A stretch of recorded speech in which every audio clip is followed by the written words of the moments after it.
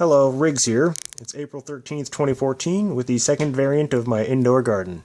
This time I only have 5 plants to show off. The last time I tried growing 6, and unfortunately I've lost the footage from the first variant that I had when I lived in Delaware.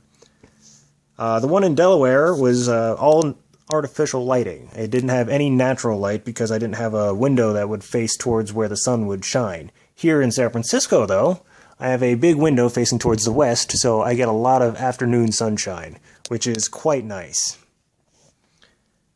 So I might end up getting an artificial light, just because morning hours there isn't going to be very much light for the plants. And another thing is that San Francisco is very prone to getting fog at random intervals. So if it gets too foggy, I might have to use the light so the plants don't get sunshine starved. And another plus side to living in San Francisco, though, is that we have better water quality than Delaware does. Now, when I was in Delaware, the soil would end up growing what I think was like a filmy fungus kind of thing in the soil.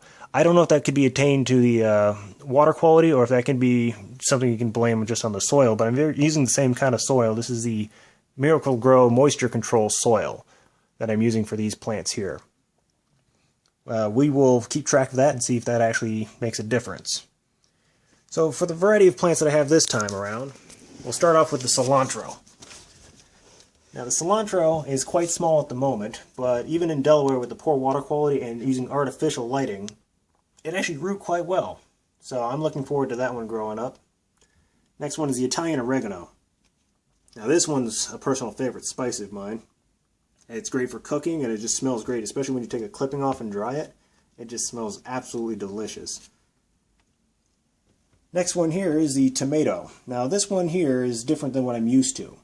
I tried growing cherry tomatoes when I was in Delaware, and it shot up about 1 meter in a couple of weeks after planting it.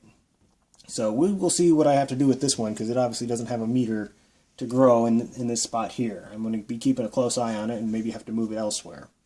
This one's known as a San Francisco fog. Instead of being just like a cherry tomato, it's more like a cluster tomato.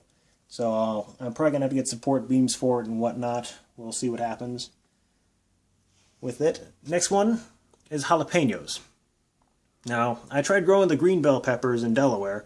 They were not all that great. They didn't grow to full size like I was expecting to, and they didn't have that great taste. You know, they weren't like super crunchy. Maybe I picked them at the wrong time, I don't know. But in either case, this one here I'm looking forward to. I love spicy food, so jalapeno will do well, plus the seeds will do great too. Last but not least, we have strawberries. Now, some of these, there's 6 different plants here. Some of these are actually doing well already. One of them's got a flower, so it's showing signs that it wants to do stuff. And then over here is actually a good sign too, is we have a strawberry already starting to grow.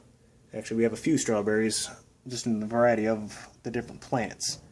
I'm looking forward to seeing what these things produce, how well the quality is, and I will try to keep this posted and keep up with it as it progresses. Thank you for watching, make it a great day, and DFTBA.